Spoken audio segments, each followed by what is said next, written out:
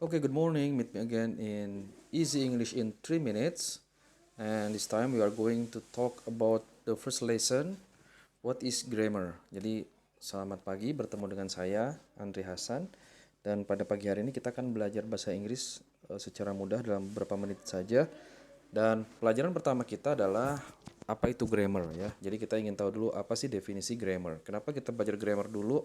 Karena sebelum bicara kita harus tahu dulu tata bahasa bahasa Inggris yang benar. Jadi grammar itu adalah singkatnya adalah tata bahasa bahasa Inggris ya. Dan di sini kita akan lihat apa aja sih grammar itu atau scope grammar itu ya, ruang lingkup grammar itu.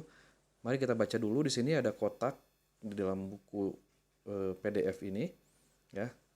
Di kotak ini ada tulisan, "Here is an old children's rhyme about the 8 parts of speech of English grammar." Ya, artinya ini adalah sajak anak-anak kuno tentang 8 bagian dari tata bahasa bicara bahasa Inggris. Ya. It gives you an idea of what grammar is about. Ini akan memberitahumu tentang apa sajakah grammar itu. Ya. Kemudian read and remember it. Dibaca dan diingat-ingat. Ya. Oke, langsung ke sajaknya. Di sini ada tulisan, every name is called a noun. Setiap yang diberi nama atau memiliki nama itu disebut kata benda, atau setiap nama disebut kata benda. Ya, kata benda itu noun yang pertama ya. Yang kedua, contohnya as field and fountain, sebagaimana lapangan dan air mancur. Street and town, jalan dan kota. Nah, itu kata benda ya, itu contoh-contoh kata benda. Kemudian lanjutkan, in place of noun, the pronoun stands. Pada tempat kata benda atau di tempat kata benda ada pronoun ya. Jadi ada kata ganti. Pronoun itu kata ganti ya. Nah, jadi pronoun ini menggantikan dari kata-kata benda yang ada. Contohnya, as he and she can clap their hands.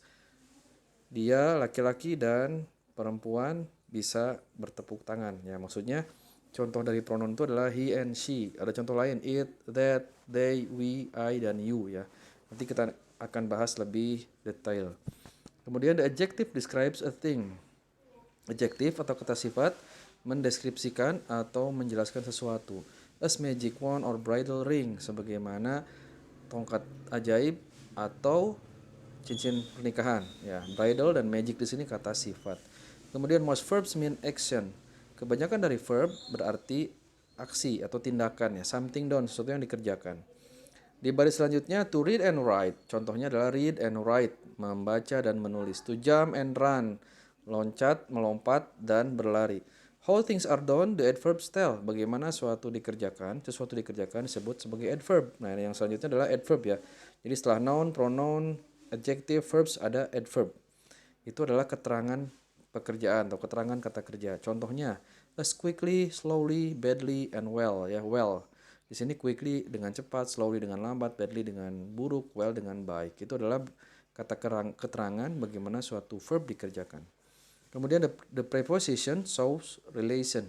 Preposition ini kata depan ya, menunjukkan hubungan. Contohnya is us in the street, di jalan, or at the station, di stasiun. Ya, itu contoh dari kata depan.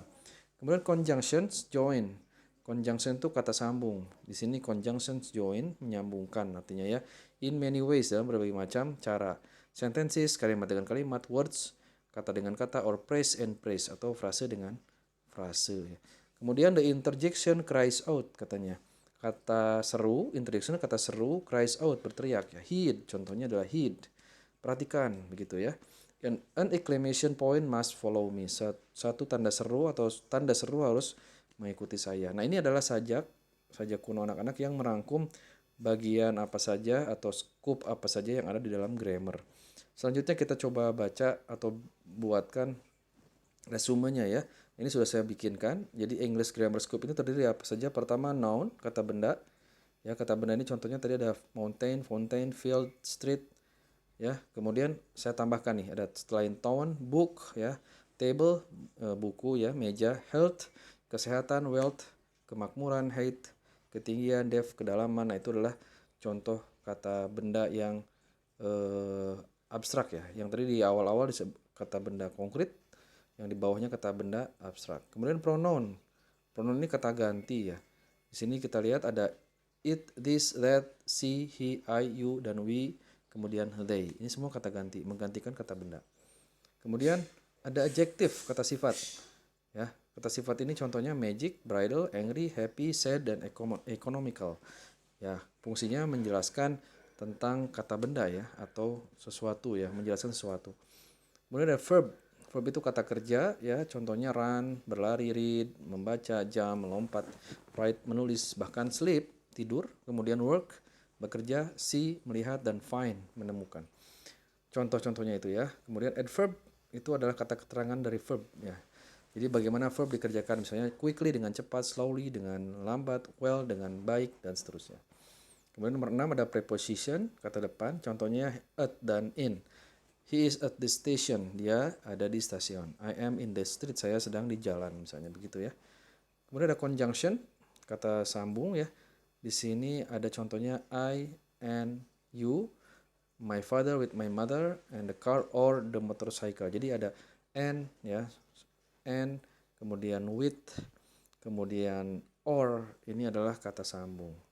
Dan yang terakhir interjection atau kata seru, contohnya heed ya, heed itu perhatikan, atau ouch gitu ya, menyeru karena kesakitan misalnya ya, atau come here ya, permintaan untuk datang ya, come here, kemari gitu ya, tanda seru. Nah, ini adalah contoh dari interjection. Nah, jadi ini 8 bagian dari grammar scope. I hope you can understand it ya. Saya harap kalian bisa memahaminya. Please watch the video repeatedly and see you later.